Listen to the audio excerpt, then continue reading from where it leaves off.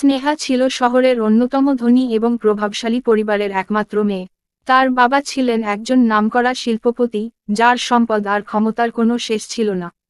স্নেহা ছোটবেলা থেকেই সবকিছু পেয়েছিল যা সে চেয়েছে: দামি পোশাক, বিলাসবহুল গাড়ি, বিদেশি শিক্ষা। কিন্তু এই সমস্ত আরামের মাঝেও স্নেহা ছিল ভীষণ অহংকারী।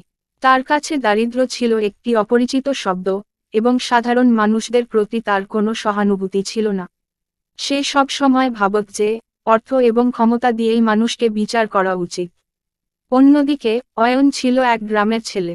তার পরিবার অত্যন্ত দরিদ্র ছিল, কিন্তু তার বাবা মা তাকে সৎ এবং পরিশ্রমী করে তুলেছিলেন।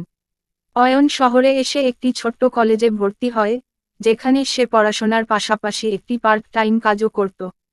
তার জীবন ছিল কঠিন, কিন্তু সে ছিল অদম্য মানসিকতার অধিকারী। অয়নের চোখে ছিল বড় হওয়ার স্বপ্ন, কিন্তু তা অন্যদের মতো ধনী হওয়ার নয়, বরং নিজেকে প্রতিষ্ঠিত করে সবার চোখে সম্মানিত হওয়ার। একদিন কলেজ থেকে ফেরার পথে স্নেহার গাড়ি হঠাৎ করে একটি গর্তে পড়ে যায়। স্নেহার কোনো উপায় ছিল না, কারণ সে এমন পরিস্থিতিতে কখনো পড়েনি। ঠিক তখনই অয়ন সেখানে উপস্থিত হয়ে স্নেহাকে সাহায্য করল। স্নেহা প্রথমে অয়নের সাহায্য নিতে চায়নি, কারণ সে একজন সাধারণ ছেলে ছিল। কিন্তু পরিস্থিতি তাকে বাধ্য করল, এবং অয়ন তার সর্বোচ্চ চেষ্টা করে গাড়িটি মেরামত করে দিল। এই ছোট্ট ঘটনাটি স্নেহার জীবনে প্রথমবারের মতো একটি সাধারণ মানুষের সঙ্গে সরাসরি যোগাযোগের সুযোগ দিল। স্নেহা প্রথমে অয়নকে পাত্তা না দিলেও অয়ন যে আন্তরিকতার সঙ্গে সাহায্য করল, তা স্নেহার মনে গভীর ছাপ ফেলে গেল।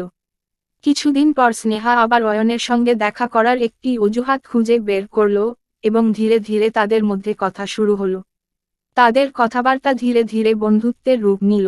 স্নেহা প্রথমে তার নিজের অহংকারকে বজায় রেখেই অয়নকে দেখত, কিন্তু অয়নের সহজ সরল জীবনযাপন, তার পরিশ্রমী মনোভাব এবং মানুষের প্রতি ভালোবাসা স্নেহার মনে একটি পরিবর্তন আনতে শুরু করল। সে বুঝতে পারল যে অয়ন তার চেয়ে ধনী বা প্রভাবশালী না হলেও তার মধ্যে এমন কিছু গুণ আছে যা স্নেহার ধনী বন্ধুদের মধ্যে ছিল না: মানুষের প্রতি সম্মান, সৎ জীবনযাপন, এবং পরিশ্রমের প্রতি অদম্য বিশ্বাস। অন্যদিকে অয়নও স্নেহাকে ভালোবেসে ফেলেছিল, কিন্তু সে জানত যে তাদের সম্পর্কটি সহজে মেনে নেওয়া হবে না। স্নেহা ছিল ধনী পরিবারের মেয়ে, আর সে ছিল একজন দরিদ্র যুবক। অয়ন বারবার স্নেহাকে বোঝাতে চেষ্টা করত যে তাদের সম্পর্কটি কখনো সামাজিকভাবে গ্রহণযোগ্য হবে না। কিন্তু স্নেহা ছিল দৃঢ়প্রতিজ্ঞ। সে উপলব্ধি করেছিল যে তার অহংকার ছিল অযথা, এবং প্রকৃত ভালোবাসা ও সম্মানই জীবনের আসল সম্পদ। যখন স্নেহার বাবা তাদের সম্পর্কের কথা জানলেন, তিনি ভীষণ রেগে গেলেন। তিনি মনে করতেন যে একটি দরিদ্র পরিবারের ছেলের সঙ্গে তার মেয়ের সম্পর্ক তার পরিবারের সম্মান এবং সামাজিক অবস্থানকে হুমকির মুখে ফেলবে। স্নেহার বাবার মনে হয়েছিল যে অয়ন কেবল তাদের ধনসম্পদের জন্যই স্নেহার সঙ্গে সম্পর্ক তৈরি করতে চায়। তিনি কড়া হুঁশিয়ারি দিয়ে স্নেহাকে এই সম্পর্ক থেকে সরে আসতে বললেন। কিন্তু স্নেহা প্রথমবারের মতো তার বাবার মুখোমুখি হল।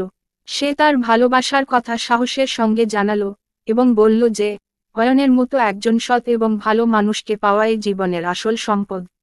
স্নেহা তার বাবাকে বোঝাতে চেষ্টা করল যে অর্থ বা সামাজিক অবস্থান দিয়ে সুখ কেনা যায় না, বরং সঠিক জীবনসঙ্গী এবং ভালোবাসার মাধ্যমে প্রকৃত সুখ লাভ করা যায়। অয়নের কাছে এই পুরো পরিস্থিতি ছিল ভীষণ কঠিন। সে স্নেহাকে ভালোবাসলেও সে জানত যে তাদের সামাজিক পার্থক্য তাদের সম্পর্ককে কঠিন করে তুলবে। অয়ন বারবার স্নেহাকে বোঝাতে চেষ্টা করল যে তাদের সম্পর্কটি সমাজের চোখে কখনো গ্রহণযোগ্য হবে না। কিন্তু স্নেহার দৃঢ়তার কারণে অয়নও সাহসী হয়ে উঠল। শেষ পর্যন্ত স্নেহার বাবার মন নরম হল। তিনি উপলব্ধি করলেন যে মানুষের প্রকৃত মূল্য তাদের ধন সম্পদে নয়, বরং তাদের চরিত্র এবং আন্তরিকতায়। স্নেহা এবং অয়নের ভালোবাসার জোরে তারা সব প্রতিকূলতাকে জয় করল। স্নেহার বাবা অবশেষে তাদের সম্পর্ক মেনে নিলেন, এবং তাদের আশীর্বাদ দিলেন। স্নেহা এবং অয়ন একসঙ্গে একটি নতুন জীবন শুরু করল, যেখানে ভালোবাসা, সম্মান, এবং পারস্পরিক বিশ্বাসই ছিল তাদের জীবনযাপনের মূল ভিত্তি। সমাজের সব বাধা অতিক্রম করে তারা একে অপরের পাশে দাঁড়ালো, এবং তাদের ভালোবাসার গল্প একটি প্রেরণার উৎস হয়ে উঠল। ধনী গরিবের পার্থক্য পেরিয়ে তারা প্রমাণ করল যে প্রকৃত ভালোবাসা সবকিছু জয় করতে পারে, এমনকি সমাজের কঠিন নিয়মও।